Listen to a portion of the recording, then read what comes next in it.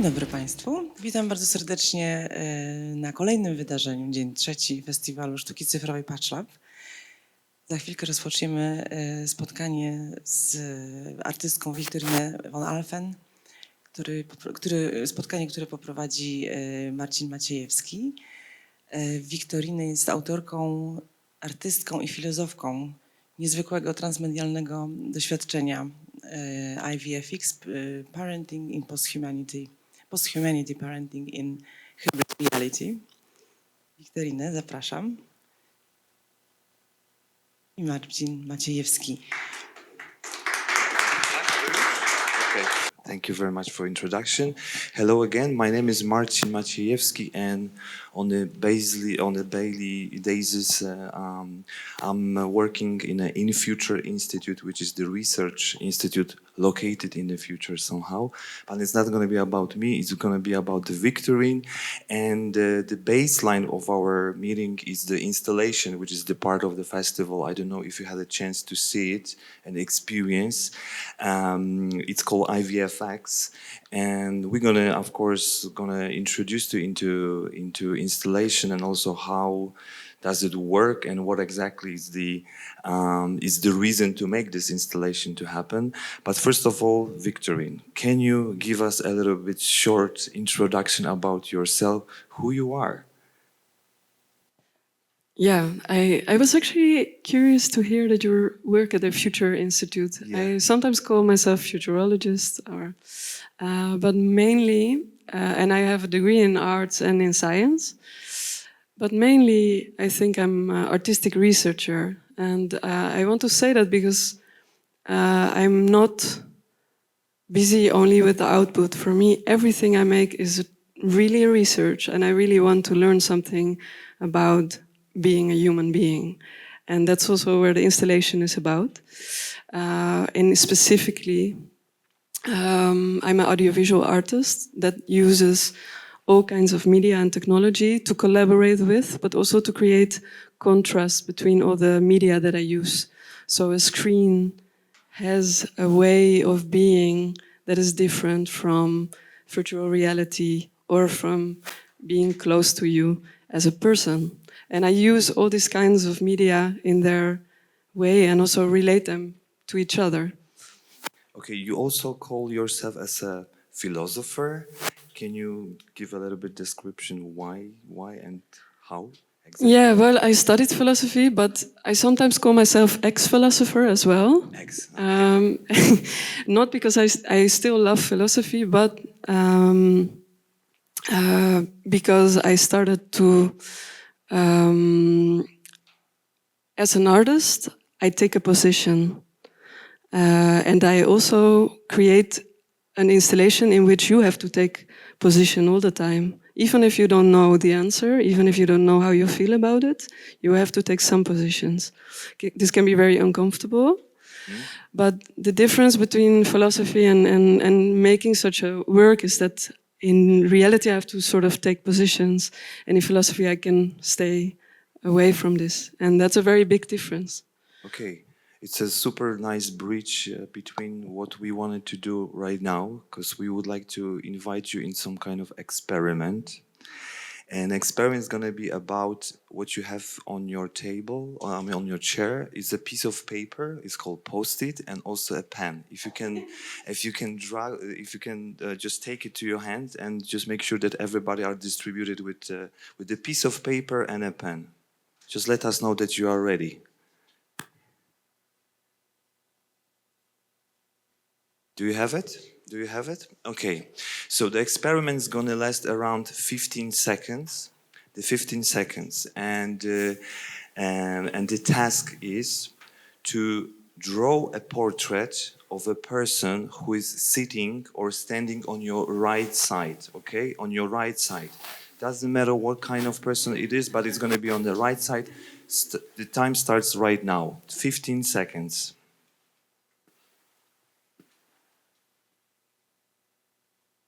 6, 10. Okay, technical problem with the pen. Okay. You don't have a pen? Okay? You don't have to be Picasso, you don't have to be Van Gogh, just express yourself. Okay, I think the 15 seconds finished.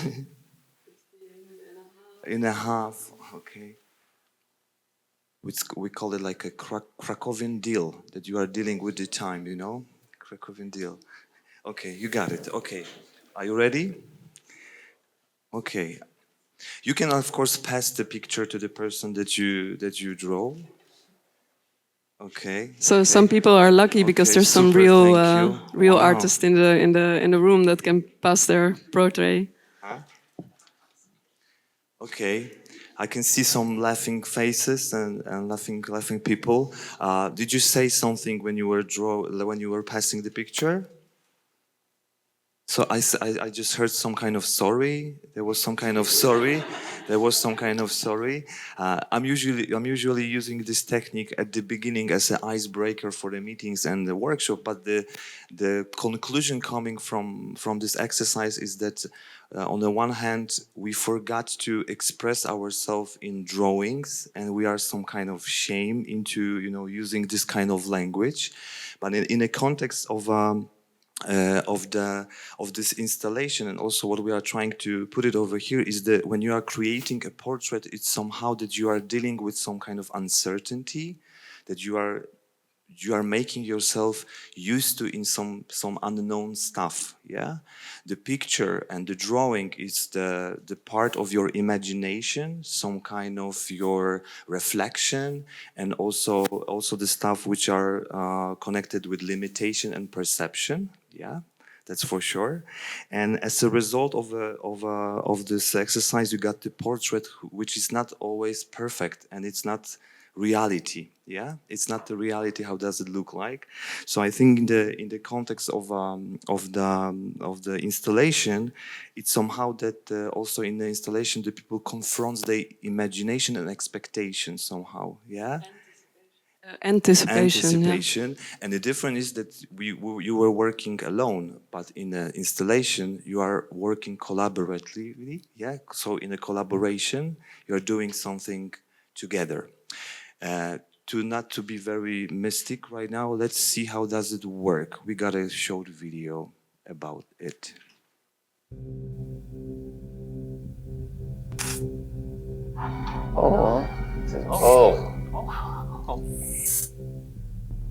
I suppose it's C because I don't have a womb.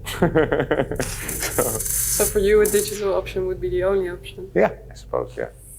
Maybe not having a kid can contribute to saving the planet. That would be an interesting choice. Yeah, No, definitely in terms of the planet, but also in terms of us, in terms of hassle, money, headache. Nu moet één van jullie ook de zaaddonor of draagmoeder zijn. Dus die geeft ook de persoonlijke informatie door. Wie van jullie zou dat willen zijn? Nou, dat lijkt me evident dat ik dat dan ben. Ja? Oké. Nee, of jij? Nee, is goed. Nee, doe jij maar, want jij bent... Oké. Nou ja, het maakt mij uit, maar... Ja? Wil je liever dat ik het doe? Nou ja. Oké. Ja, wordt het? Ja, We zijn eruit, ja. Volgende vraag gaan over de voorkeuren voor jouw digitale cyborg baby.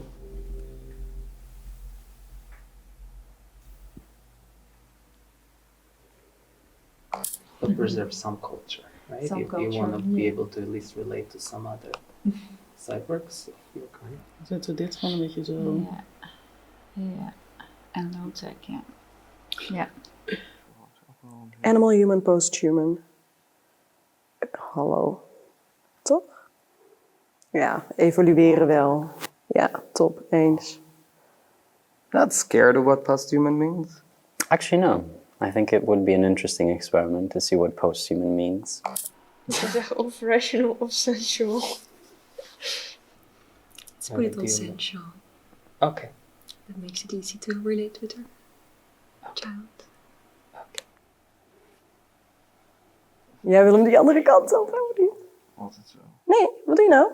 Nee, facts, fiction. We wil toch echt niet daarheen? We willen hem toch daar hebben?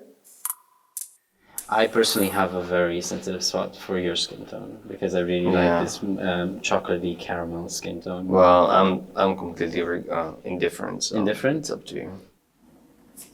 I don't know. I think we both agree that this actually not. Yeah. Yeah. We never talked about this before. No. Okay. But the future belongs to women, doesn't it? So. It does. Huh? It does. Yeah. So. Okay, so traditional. Definitely not completely fluid. Not traditional. Completely fluid, right? Because we want it to be completely fluid. 2020. May the cyborg once matured reproduce? Yes. Wait. No. Van mij wel. Nou, van mij niet hoor. Waarom? Omdat het een cyborg is?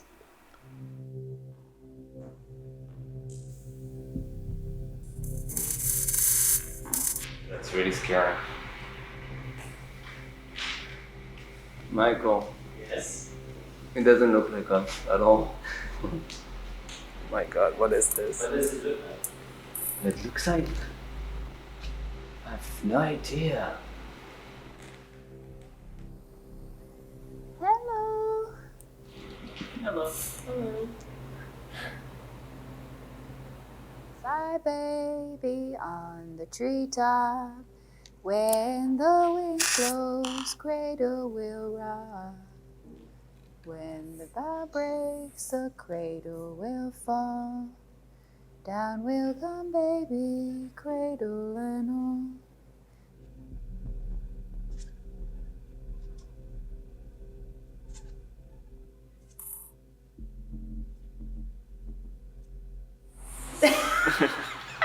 Ik ben helemaal een beetje in shock.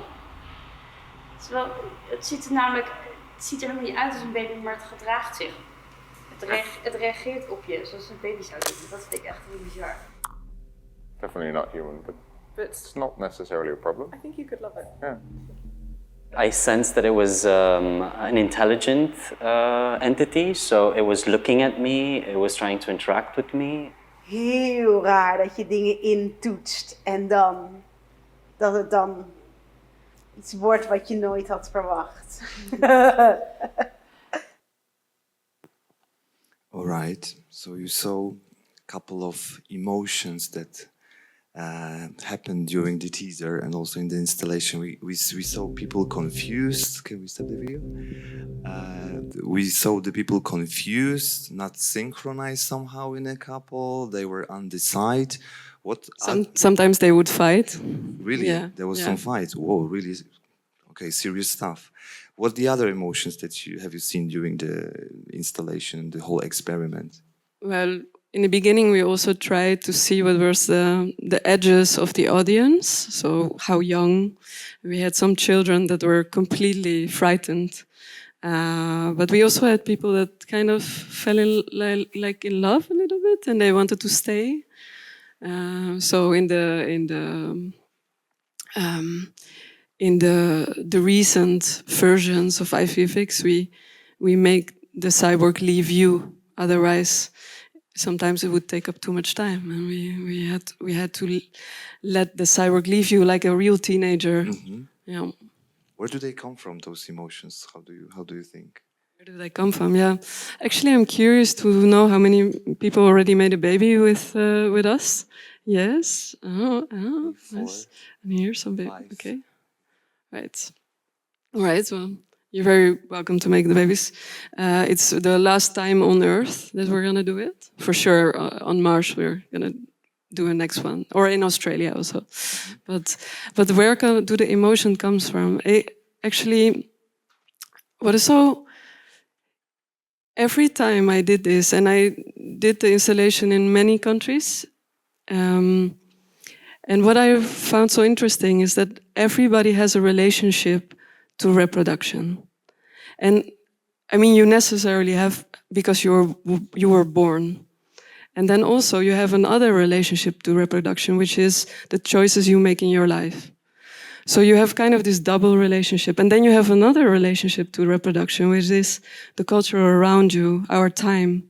And this is already so different between the different generations. So the audiences from different generations have very different responses. And this would not be how you maybe expected. I saw that people from the older generations were sometimes much easier with the uncontrollability, and the younger generations were eager to control. And this was a response that I didn't expect. That the older generations who had their own children, they were much more relaxed in allowing the child to be such an unexpected outcome, even if they had so much anticipation as well. As because we didn't introduce how the installation is built. It's built from in 3 parts, yeah, from 3 parts, and I guess that 3 different emotions show up on a different part. Am I right? Well, not. I have since 10 years I'm creating multimedia, so to say, method, and it's called choreographing modes of being. And basically, I'm trying to create mediated social settings that each create a different way for you to be. So, for instance, in the first element, the motivation room, you are only passively, but shown to the subject. So you're seeing a woman in labor, you're seeing natural birth, you're seeing the topic and you're relating to it, but in a passive form and in a way like you relate to the screen. So you can feel about this without having a position yet. And then, so we call this the sort of anticipation phase. Then the second phase, you actually have to decide. You have to decide, otherwise you cannot go to the second. And then you have to do things. And when you do things and decide things, you're in a very different mode of relating to the topic than in the last phase. In the last phase, you are just encountering it, and you're inside the VR. You're kind of alone. Everything is around you is black. So the only thing you really see is that cyborg. And that's a very different mode of relating again. It's about presence, about just being with another being. So each of those 3 modes of being are very different. And for me, that's very important, because sometimes we only look at a topic cognitively, or only visually, or only this way, or only this way. But the combination of those different ways of relating to a topic, using different kind of media, creates a layer in which we can sometimes get confused even by our own different ways of relating. So maybe we had this idea and we had these choices, and we had these cognitive ideas of how to choose, and then the way we feel towards this child is very different than we expected. And I think this is so interesting, that we actually don't know how we really feel about things, and we think we feel about them differently than we actually are doing. And in such an installation, you can go through all of these modes of being. So that's why I designed it like with these different spaces. You mentioned also about some fights, and I think we are super curious what the fights were about. So already, maybe it was not like a big fight, but already you saw in the video, you saw this this woman and this man, and she said, evidently, I will be the one being the sperm, like being the donor. And then she said, like, no, you will be it. And she was kind of, so first she took it on her, almost like a cultural thing, like, so obvious, I'm a woman, I should do it. And then like, oh, now this is my chance to make you do it. And we saw this kind of things happen often, that people would automatically take a cultural role and then realize that they are in an installation where they can choose another role than they need to in social life. And they would start to play with this. And that's a very, I think, interesting moment. And then if the partner wouldn't play along, you have a problem.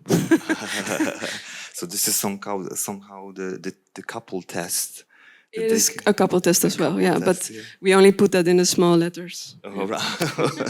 Additionally. Okay. If we are in a concept of the couples, how do you see or perceive the house model, the family model, which is right now, today? Yeah. That's a good question. I think some people also and this is also what I meant with the difference between being a philosopher and being an artist. As an artist, I take a position that people don't like me. You know, they start to hate me. They have a lot of opinions, which is necessary.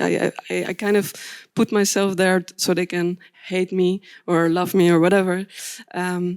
So this question about what kind of family model, people are very annoyed that in this post-human installation, there's only one person that can be the main donor. They're like, but finally we can, you know, we're out of biological limitations. We don't need like one mother or something. We can have like maybe all of us together making a baby, you know, it would be amazing. Like fuck all the old social conventions.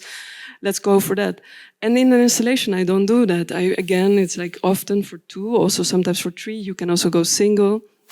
But then you have this moment, you have to choose for one main donor. And it's very annoying for many people. But the reason I do this is also to... the system has a lot of choices that were already made for you. And I also hope to create some rebellion. So people sometimes also try to rebel against the system by maybe having different strategies, or it's not like I don't make something only to be comfortable. So it provides some emancipation, but it also provides again a new structure, again some new limitations.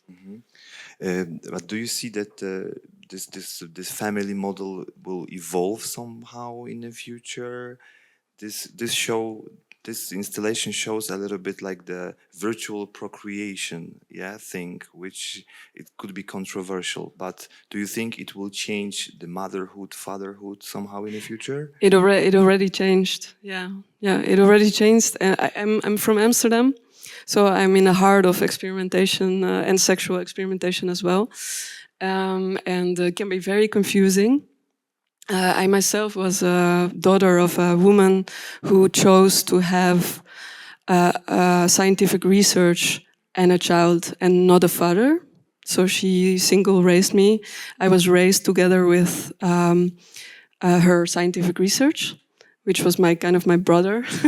And we were raised together, and it was very difficult. So actually I grew up missing a nuclear family. I wanted to have a father and like a classic situation. I wanted it. But I also realized how amazing it was that she was doing this research, and she loved it, and she was passionate about it. So she was already an example of like a new, like a different kind of setup.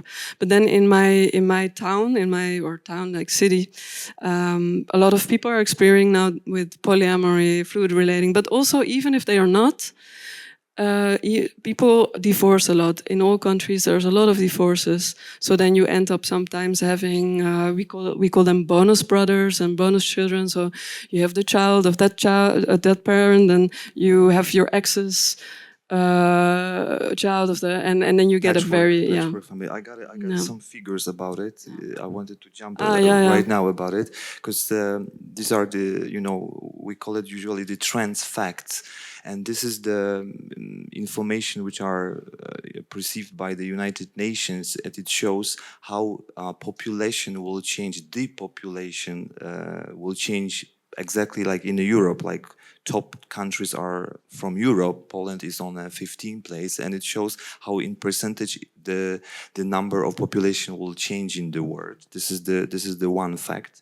This is because people have less children. Yes, exactly.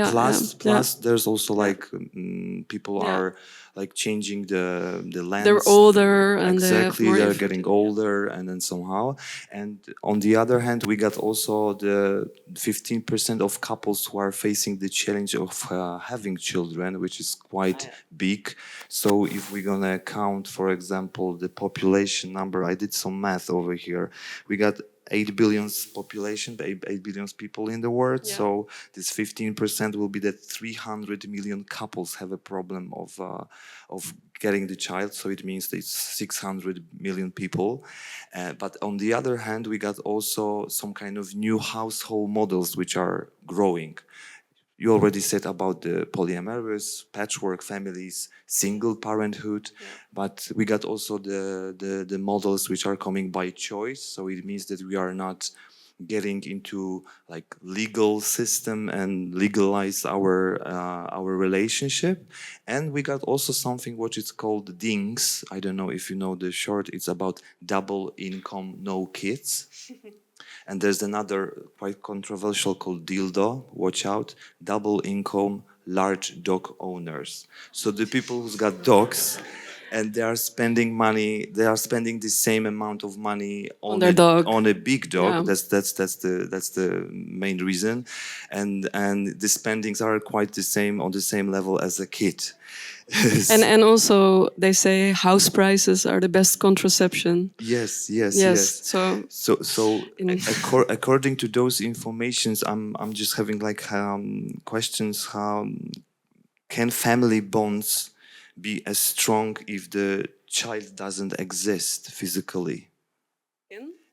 Can be the family bonds be so strong if the child doesn't exist physically? Wow, well, for sure, the process of, if I look at the installation, if I try to learn from that, and we did it really with thousands of people all around the world, so it showed me something about us beings. I think the process of making a choice together that will last is very bonding. But maybe if no child comes from that, maybe it's still a bonding process. Mm-hmm. But of course, having actually that child, I just had a baby this summer, which is an outcome actually of the installation. Because when I made this, it was 5 years ago when I started making this. I was questioning, I was doubting if I was gonna make a child, especially as an artist, as somebody who wanted to develop herself, and I was frightened that I would lose maybe my freedom, maybe my abilities to develop, etc. And also, I was frowned down upon by art society. To have to be a mother is not to be an artist. Okay. And I wanted to research what it could mean to create a digital creature and to create in a way that was both an artist way and a mother way in the same time. So I started creating digital creatures and relating to these digital beings, and also wondering what the hell I was doing, because some other people were making real children and I was making audiovisual pixels. What was I, what does it mean to create something that is alive versus what does it mean to create something that is virtual? Do you feel that it influenced somehow on your decision? Yeah, totally. I became less afraid. I hope people can maybe take that from me. I was inspired by some of the older people that were inside the installation, and they were so relaxed about just let the child choose for itself. And I was like, wow. None of the young generation said that. They were like, I want blue. And and I was like, that's such a nice way of just allowing it to be uncontrollable, allowing it to come out in a different way.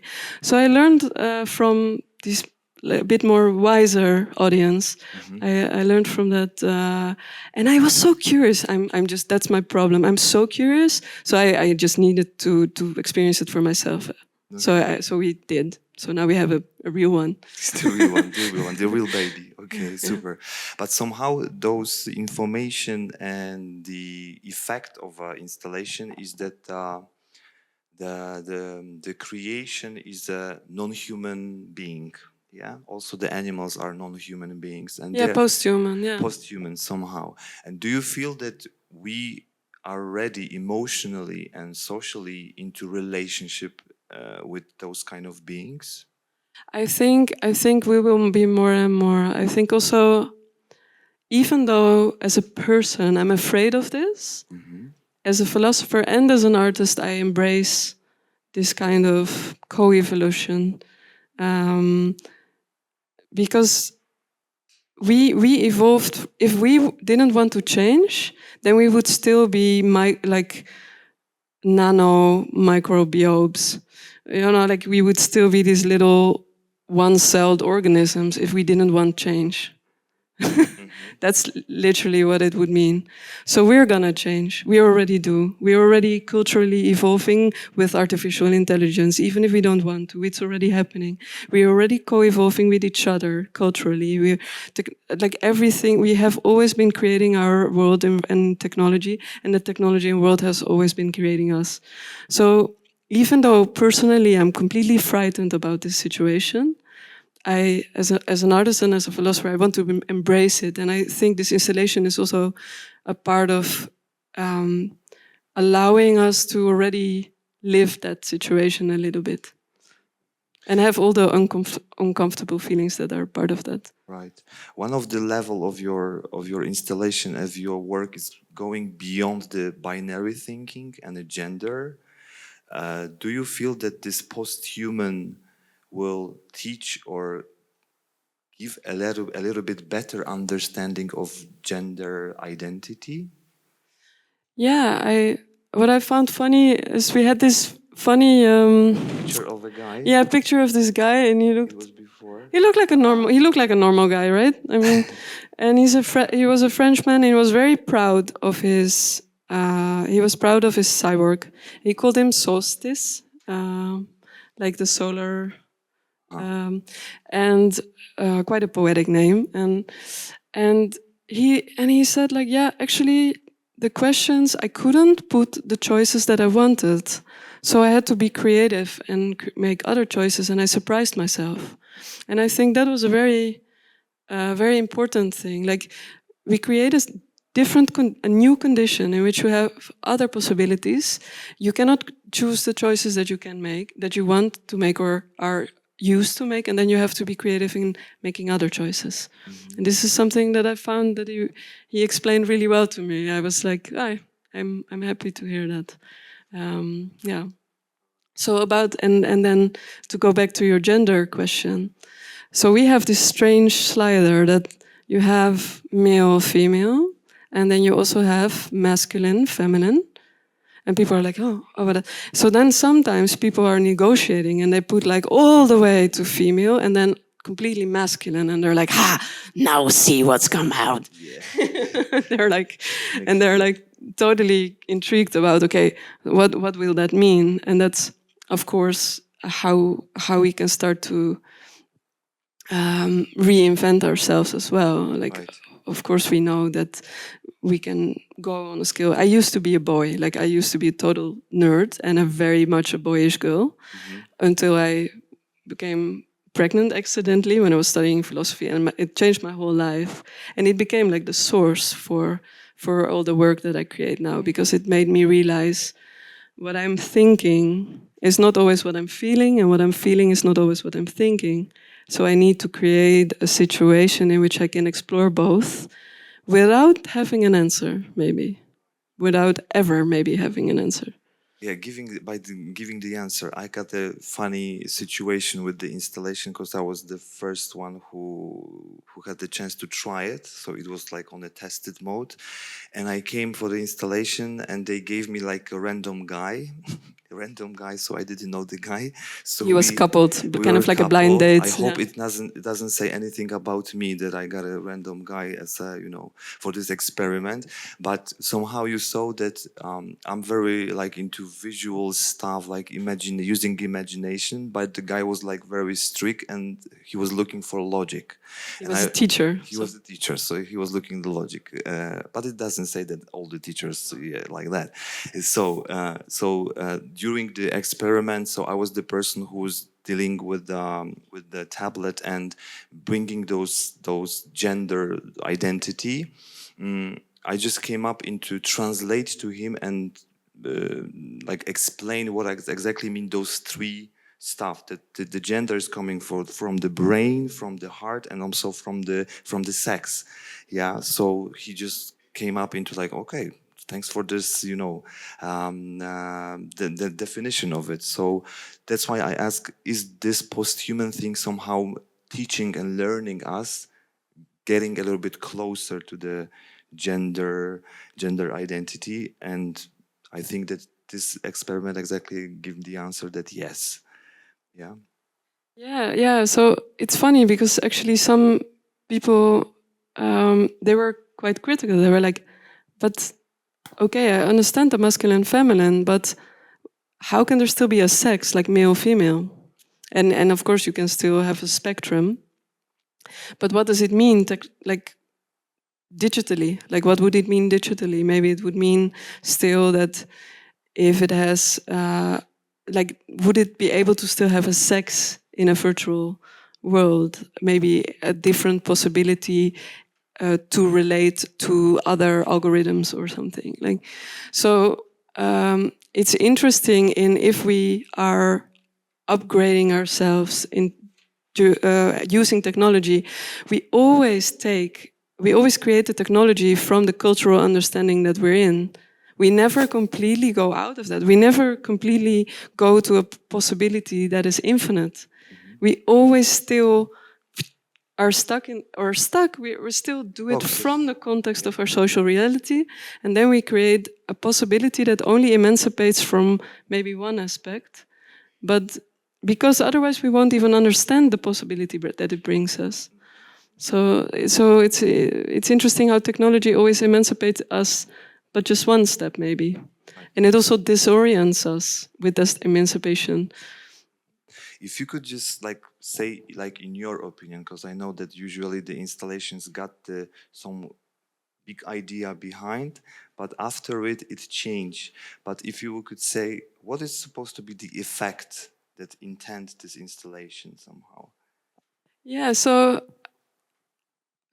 most of all, I hope that the people who have been in there have been able to experience something, like and experience maybe a confusion that can be fruitful.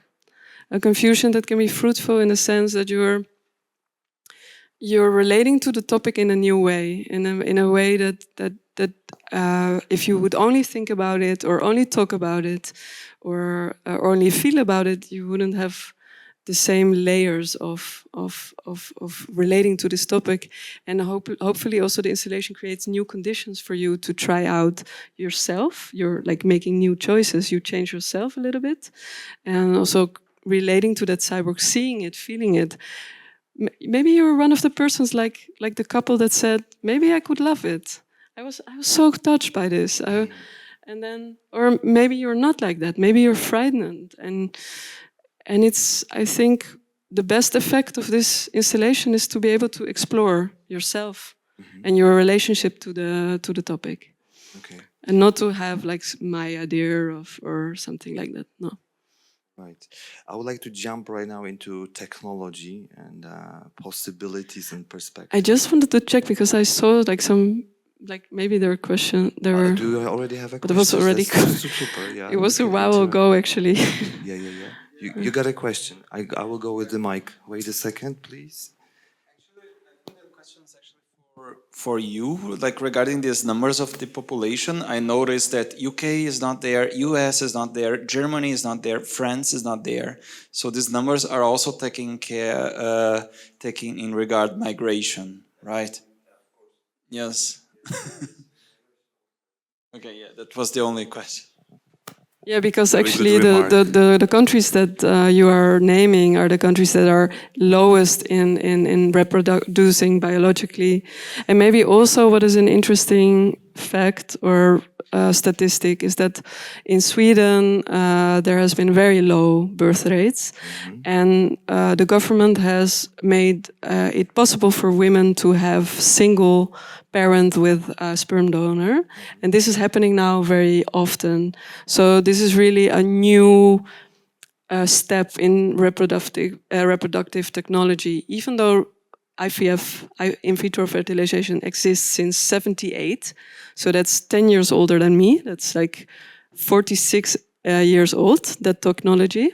But this is culturally a new step that the government makes it possible for women to have single-parently, to make a child of their own, and which happens now almost more than the nuclear family kind of system that used to happen in Sweden. So it's interesting what this does emancipation-wise, and but also like culturally what it does to the birth rates. Any other questions do you have for right now? Maybe? Okay. If not, I would like to jump into the technology part, which is, of course, quite important over here. I can see that on the one hand, the technology is over here as an artistic medium, so it helps you to speculate. I called this kind of works like a prototype. It's not a prototype, but the prototype to provoke. Yeah. But on the other hand, it shows also some kind of medical tool which helping the new kind of procreation, for example, or for example, increase or helping the people who cannot have children. How do you see this kind of stuff as an artistic medium and as a medical tool? Can it help? The actual new reproduction, or you mean like IVF-X as a... Yeah. I see IVF-X as a speculative instrument where that extrapolates current trends. So you have the trend of IVF that is already existing for 46 years. It's in vitro. Yeah, but you also have artificial wombs being built. So already a sheep and like some creatures where like actual living animals were made in that. But we also have the trend of having more and more control through technology and the trend of becoming more and more in virtual relationships.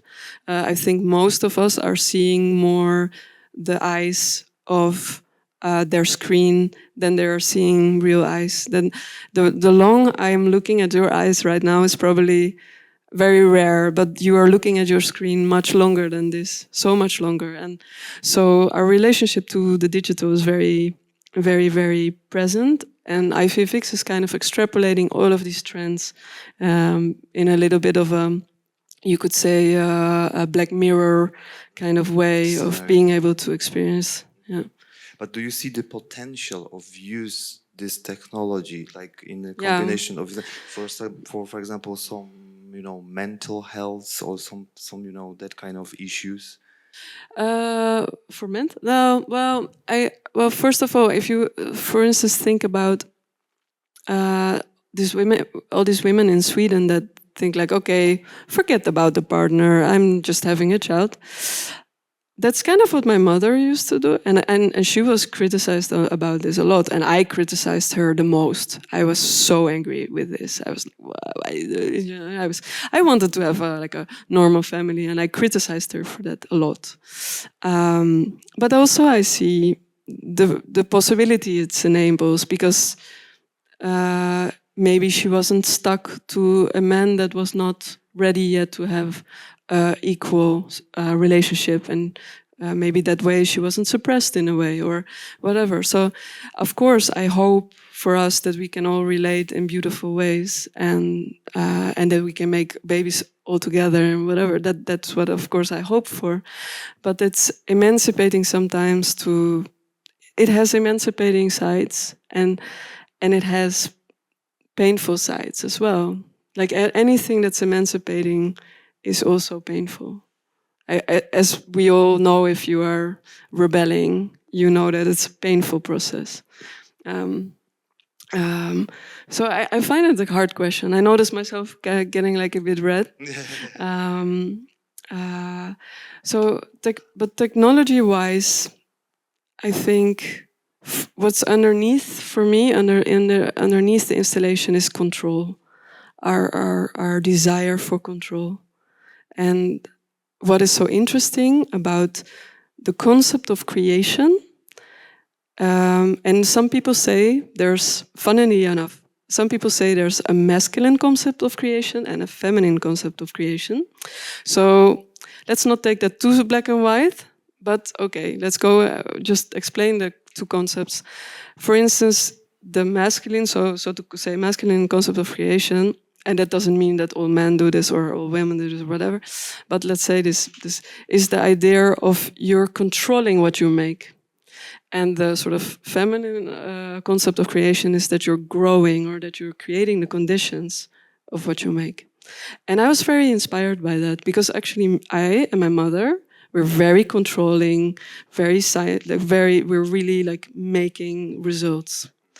And I learned through my artistic practice, I learned to be much more allowing creating conditions with technology, because technology was actually a pain in the ass most of the time, especially the advanced technologies. They don't do what you want. And I started to work more and more and more and more with their glitches, with the unexpected, and I looked for technologies that gave me something that I couldn't control. So I worked, for instance, and maybe we can go to the nipple. Let's go to the fancy nipple, advanced nipple. I think is this one? Oh yeah. Yeah, that's a very advanced nipple, is it? So this is actually virtual. This is made by Houdini. It's a software that is based on physical-based rendering. It has an imperfection and incontrollability that is almost intimate. Like it feels intimate and interesting. But this is purely digital. This is completely digital. Do you know Yeah. Can you explain how it was made? So how was this made? Yeah, this was made with a natural motion data and a combination of creating conditions, actually creating textures that are calculated with physics, but also with randomizers and with uncontrollable elements that create an imperfection that makes it so intimate. Mm-hmm. And of course, this is still a very controlled nipple, But just, I think somebody wants a re-loop. There you go. And I think this is amazing. When I saw this kind of software, I was really inspired because I realized all my prejudice about technology, of technology being just sort of a square that pops out something that is always perfect, mm-hmm. was banished by this, because it showed me that it can create also something that is much more complex. Mm-hmm. And much more on a spectrum, much more intimate because of its imperfections. And we used a lot of, also in the IVF-X, we used a lot of randomized factors, etc., mm-hmm. which really creates an organic feel, I think. Was anything like surprising for you in a way of using technology which helps you and makes a little bit better to create piece of art, for example? Do you have something like spectacular that you really like? You mean like a technology? Yeah. I mean, of course, I'm just checking the time because we have 5 minutes, I think. Yeah. To go over. So I think I'm not only making things in VR, for sure. This was my first work with VR. What I liked about VR is the loneliness. It's absolute vacuum. Loneliness, you mean that this is... Yeah, like you're lonely. Like in general, like if you have VR and you are in it and you didn't make anything, then you're basically in a vacuum. How often do you end up in a vacuum? I've been into the desert once, and it was a very special experience for me, because what nothingness shows me is exactly the feeling of presence. If there's no one in this room, like after my birthday, I had a really fun birthday and the next day there's no one and I feel so lonely because I can feel that absence. And in vacuum, you're very aware, anything that's in VR, in this vacuum, if it's only that one thing, like in a theater, you can never have that. But if there's only one thing, there's only this glass, this is the only thing, it becomes something very interesting. Because it's the only thing that's there, I'm starting to sort of experience its presence. So what I like about VR is that you can use a vacuum and you can create a extra sensibility for the presence of someone or something inside. Mm-hmm. Okay. Do we have any questions from the audience? Yes, we do. Okay, there's one. I have a question about your inspiration, about your work, because you said that you felt that you are lacking in the way you were raised. You are, let's say, this masculine role model, whatever you want to call it. So do you I'm curious how much it was the inspiration about what you're doing right now, and if you think if you were raised differently, let's say you had this male role model, if your work will be still the same. If I would... If you will have this male role model in your life, if your work will be still the same, the topic of your work. Well, I did. There was a father for sure, because biologically there was one. So I did have a male role model. I chose to see him often. I'm not sure. Actually, I'm a little bit deaf, so I'm not completely sure if I heard your question correctly. Yeah. Well. It's interesting actually, because my father always said that he had wanted an abortion. So I myself was I was born from conflict, you could say, and I was born from my mother's emancipation to have the choice in Amsterdam, in the Netherlands at that time, to have the choice. But I was also born from conflict, which I always heard around me. So I was very aware of that it was not only a positive thing, but it had like many layers. And I think what inspired me a lot is to take the freedom to explore something, even though you don't know what your position is, to really take serious. And as I became 30 and started to think if I wanted to be a mother, I needed to explore these themes on a very deep way. And I'm very thankful to the whole of my audience for all their responses, because in their responses I could see I could recognize so many of my peers and their doubts, for instance, about the environment, which is a very current problem. And many of my older generation were laughing. They were like, you're not having children because of the planet? I mean, come on. And I was like, whoa, this is a serious thing for my generation. Many of my friends don't dare to have children because they don't dare to put the planet in such a strain. And then some people were saying, but digitally having a child is probably also straining the planet. Yes, that is true as well. So don't go into Bitcoin only just because well, it's complicated. So as I said in the beginning, I'm a researcher, and I take that very existential. Like when I try to do something, I want to really learn something from it myself, to such point that I even base my own life choices on it. If not, what am I doing? I want something to be at stake and to learn something from it. And I hope that if I did, then I feel that maybe also my audience, also can go through something. Yeah. You may have already answered this, but this makes me think of the Tamagotchi toy, I think, where kids had to take care of this thing. So, and this is maybe more of a comment than a question. It just occurred to me that this could give people a chance to have children without having actual biological children. And just as you suggested, that there would be less of an impact on the planet. So we would have to measure, okay, what's the carbon footprint of having a digital child versus having a real child? And I'm guessing maybe the digital child is a little less, maybe a lot less. Or you can turn it off when it's not convenient anymore. Yeah, exactly. And what's the ethics of that, right? So you get into all that.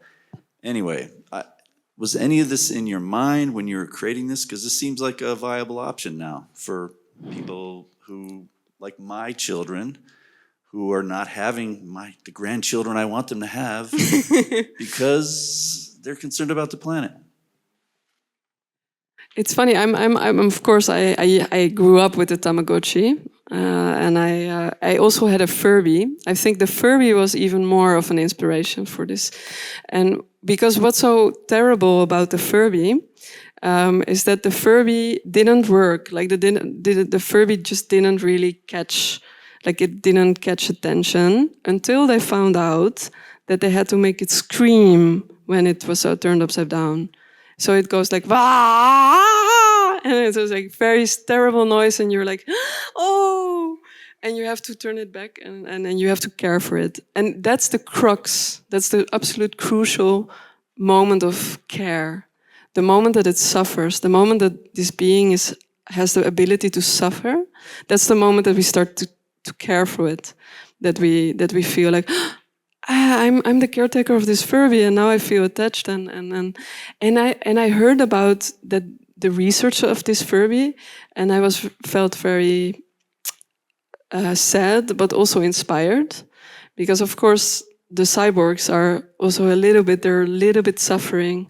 They need to be a little bit in order to create some empathy. And this is also the crazy thing. Like, are we gonna turn those cyborgs off or not when they're not convenient? It would be the main reason to have a digital child, that you can turn it off. That's probably like what I heard many people say, like, well, it would be nice if I could turn it off.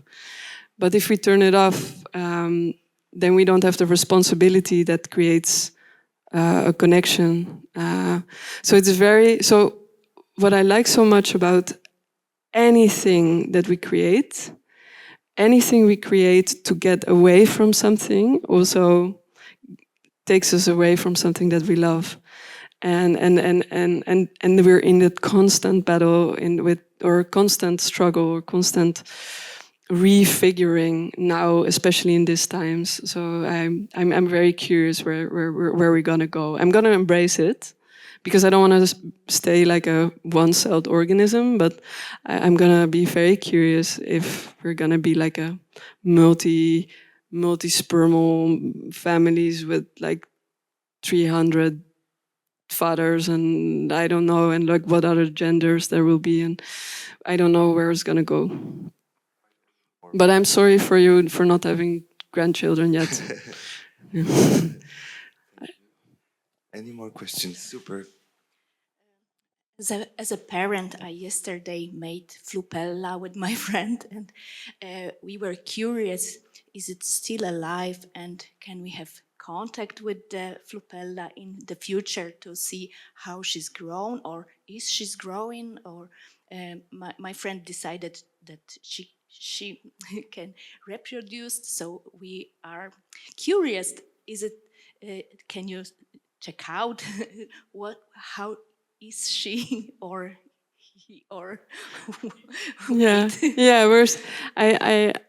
I loved your question. I sometimes I think I should be coming back with this installation in 10 years, and with the computer power of that time, create like a crèche, like a kindergarten where like you can leave your cyborgs behind and like come back and see how they've grown. And like I got that question a lot.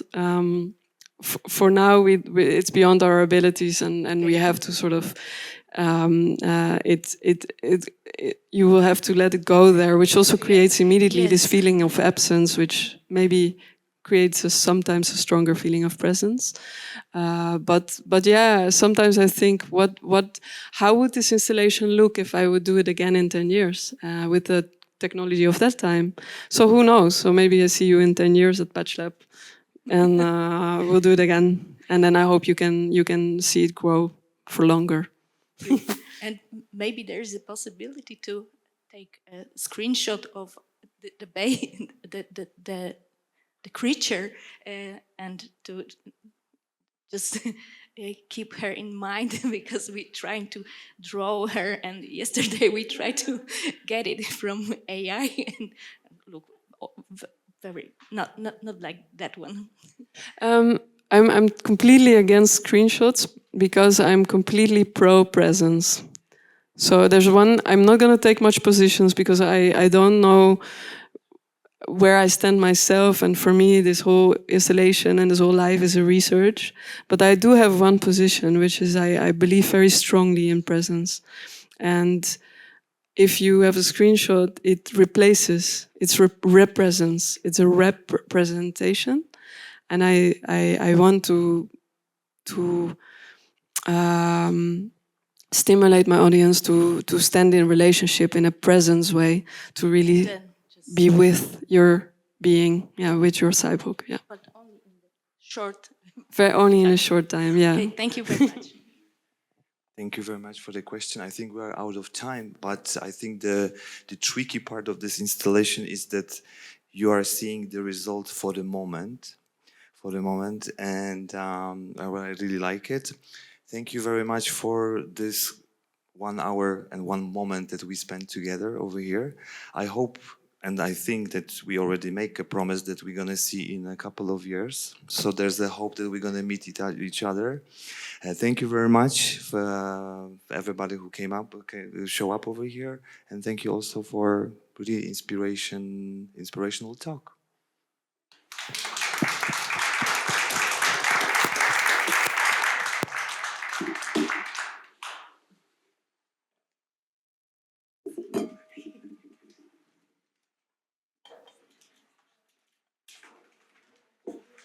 So we're going to start installation.